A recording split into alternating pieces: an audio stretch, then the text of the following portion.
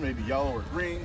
That would tell us 175 or 200 degrees, depending on the application. But most commonly, if it's in your house, it's going to be 155. Another popular misconception is that if one sprinkler head goes off, people think that they all go off, which doesn't make sense. If you have a fire in your kitchen, why would you want your bedroom to get lit? But we've been shown so many times in movies and TV that they all go off at the same time, which is not true. Each one of these has to be activated individually, and typically if we have a sprinkler, a building where we have a fire in it, it's usually controlled by two sprinkler heads about 90% of the time. And then the last thing I like to talk about is water damage, because homeowners are concerned about water damage from a fire sprinkler. This is going to put out about 20 gallons per minute. This is where the eyebrows go up, because you know what a gallon of milk or a gallon of water looks like. So you're like, wow, 20 of those are coming out of this every minute. This thing has an unfair advantage over the fire department. These things are designed to control fires when they're small, and so they react pretty quickly. It's on the ceiling, it's ready to go. How many of us have a firefighter sitting in our living room with a hose line ready to go? None of us, right? So what happens? If we don't have fire sprinklers, someone has to notice that fire. And then what number do we call if we see a fire? 911, absolutely right. So the dispatcher's going to pick up, they're going to get some information from you. They're going to dispatch the fire department. They have to respond from the firehouse to your house. And so that could take up to 10 minutes. Now after 10 minutes, are they fighting this little trash can fire or this little chair that's on fire? No, they're fighting a room, 2 rooms. So, when we crack that nozzle open, we're going to be using 150 to 250 gallons per minute. So you can usually fix wet, you usually can't fix burn. So that's why we think, fire sprinklers are so valuable. You guys have any questions? No, we just want to see the fire, Frank. So, not a problem. You guys can get as close as you want, and we'll light this up for you. They use it for packing material sometimes. It's a natural fiber. Because we're going to demonstrate how quickly this fire sprinkler operates. As long as we have enough fuel in there, once it hits 155 degrees to the ceiling, that sprinkler head's going to open up, and it's going to control that fire.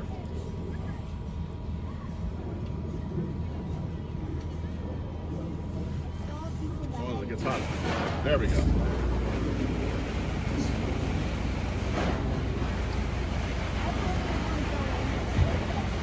So you can see how quickly that fire is going out, right? Now remember, I said 20 gallons per minute. It hasn't been a thing. So that's just a couple of gallons of water. All right, we are taking a look at the National Fire Sprinkler Association's fire safety demonstration trailer. Some cool components in here. You look right here, we have a sprinkler box, which is pretty cool. Alright everyone, so we're going to take a look at the fire alarm system inside this demo trailer. Very cool. We got a Siemens remote strobe.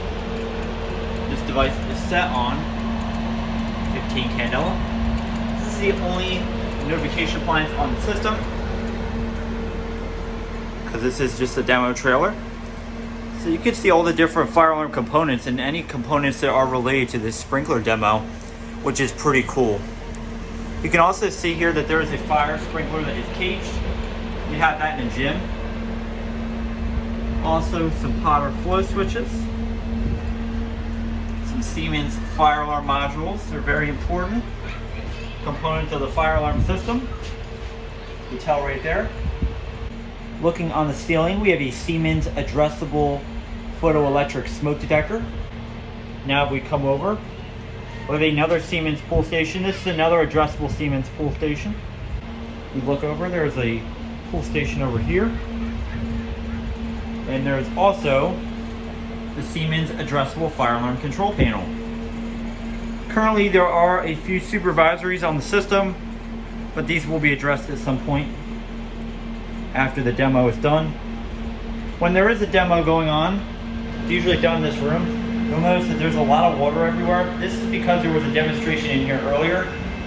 There's the fire sprinkler, so whenever there is a demonstration, this is on fire. So there'll be fire, and once it hits enough heat, the sprinkler will go off. It's very well ventilated as well, which is important. Alright, so with special permission from some of the members that have put this trailer together and have been demonstrating it, I'm going to go ahead and activate the fire alarm.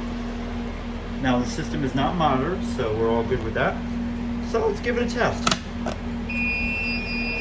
As you can see, panel goes into alarm. Strobe begins to flash. It is a Siemens system, which is really cool. Now obviously you would have sound if this was in a real building, but this is just for demonstration. So it's just a strobe. It's very cool. I like the conduit work. Alright. So we look at the panel. You see there's an alarm, so I'll open it up. Alright, we're going to acknowledge the alarm. We're going to silence it. And we are going to reset the system.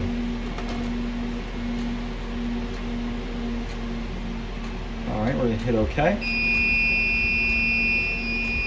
You notice. Alright, we'll go ahead and reset this pull station so it automatically resets when you insert the key. We'll go into the main fire alarm control panel. Alright, we'll hit silence even though there's really nothing to silence. And there is audible silence, so that is really cool. And we'll reset the system. Now before we reset the system, we want to make sure that everything is reset. We'll hit OK. And now there is troubles and supervisories. We'll also acknowledge the supervisory. They're not troubles actually. We will put the panel and reset it now.